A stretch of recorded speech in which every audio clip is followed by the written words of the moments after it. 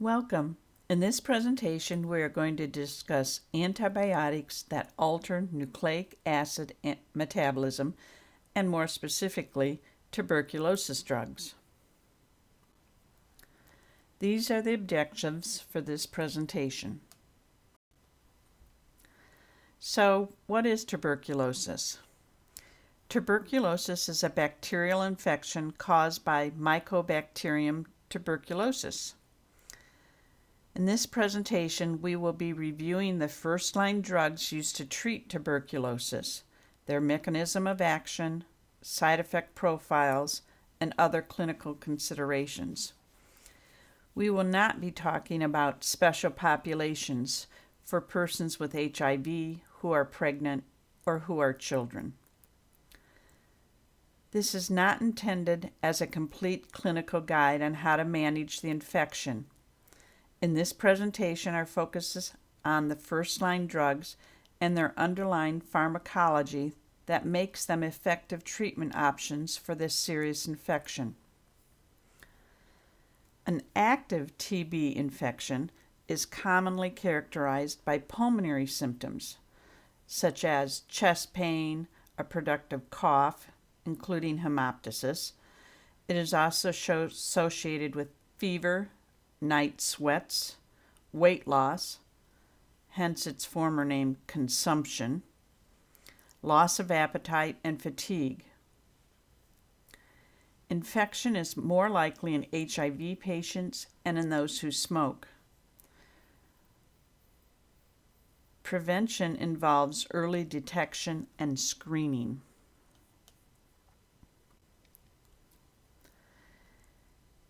In the United States, new cases of tuberculosis are declining.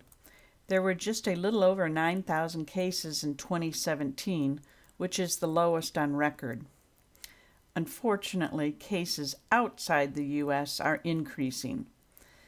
The increase is due to AIDS and emerging multi-drug resistant mycobacteria.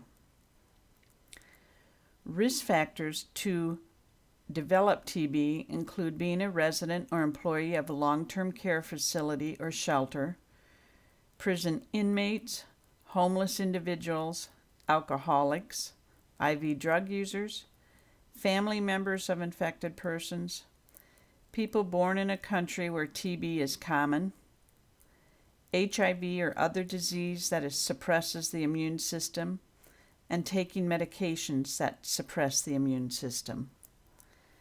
Transmission does require close, frequent, or prolonged exposure.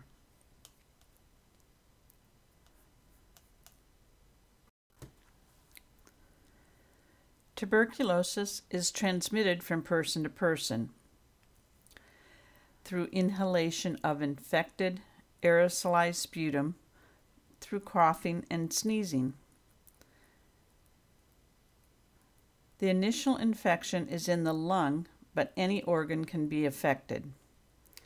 In a healthy individual, immunity usually develops within a few weeks. 90% of normal immune systems never develop clinical or radiologic evidence of TB. This is called latent TB, where the person is infected with TB, but the TB is not active. TB is classified according to presentation and whether it is pulmonary or extrapulmonary.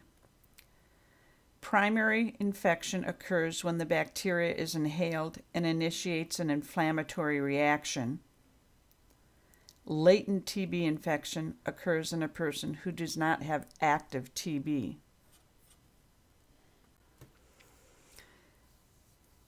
If the immune system fails to control the primary infection, TB develops.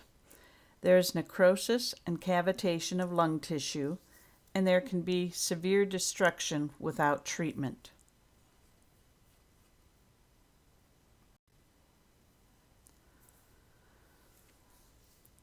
Multi-resistance TB is resistance to both isoniazid and rifampin.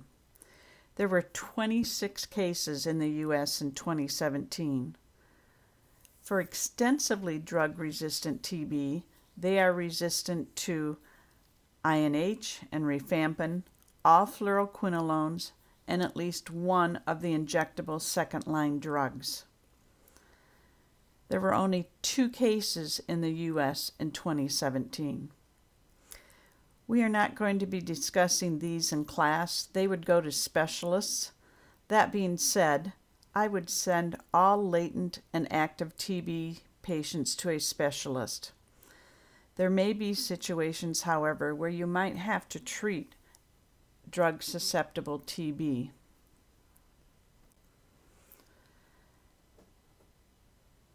Treatment regimens for active TB typically involve more than one medicine.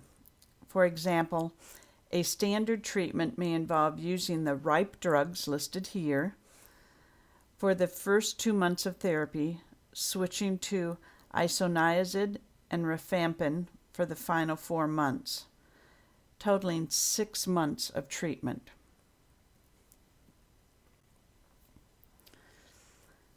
This is the recommended treatment options for latent tuberculosis.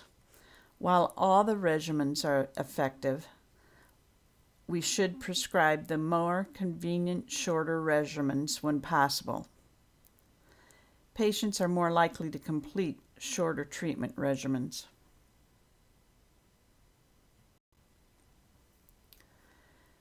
To treat active tuberculosis, the drug sensitivity must first be determined. This is accomplished through sputum collection or bronchial washings. The goal during the induction phase is to eliminate actively dividing bacilli. All 4 drugs are used, usually for 2 months if the person has drug-susceptible TB. The continuation phase is to eliminate intracellular persisters. The patient is treated with INH and rifampin for 4 months if they have drug-susceptible TB.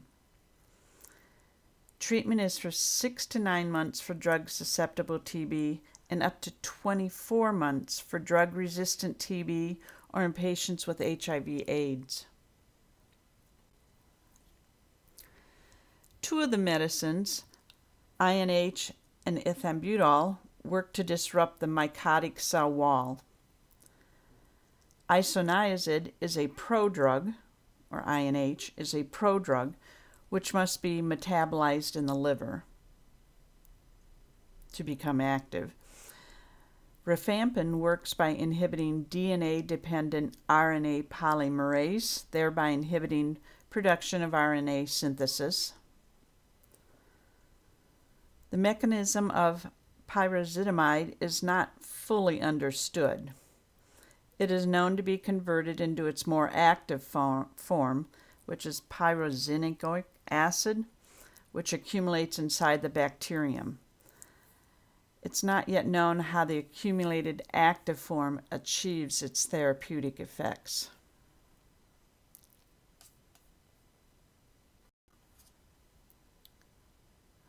Side effects depend upon which drug is administered. Each medicine, however, is associated with their own range of distinct side effects. These include ethambutol side effects, include optic neuritis and red-green color blindness and arthralgia. Isoniazid side effects are peripheral neuropathy, hepatotoxicity, optic neuritis, and anemia. Rifampin discolors urine, sweat, and tears a red-orange hue. It also causes GI disturbances and hepatotoxicity or hepatitis. Rifampin induces the P450 system and can hasten drug metabolism of oral contraceptives, warfarin, and drugs for HIV infection.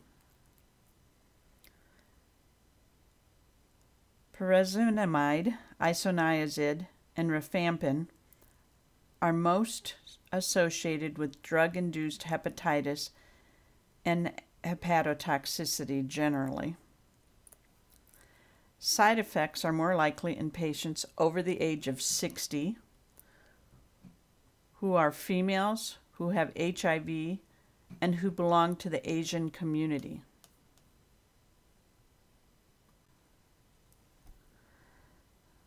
When we talk about the clinical pharmacology of tuberculosis drugs, we need to think about the following factors. The risk of peripheral neuropathy with isoniazid is reduced when taken with pyridoxal phosphate. Similarly, pyridoxine may be used as an antidote to INH toxicity. The risk of developing TB increases when the patient has established alcohol liver disease or who have renal failure. Isoniazid is associated with an increased risk of seizures. HIV therapy may be halted or not commenced at all until tuberculosis has successfully been treated. However, this depends upon the patient, their clinical state, and on the advice and recommendation of their clinical team. Rifampin should be taken on an empty stomach with a full glass of water. It is very important that people who have TB disease are treated, finish the medicine, and take the drugs exactly as prescribed. If they stop taking the drugs too soon, they can become sick again. If they do not take the drugs correctly, the TB bacteria that are still alive may become resistant to those drugs. TB that is resistant to drugs is harder and more expensive to treat. People do die from tuberculosis, even in the United States. TB is the only condition that I know where patients can be forced to take treatment.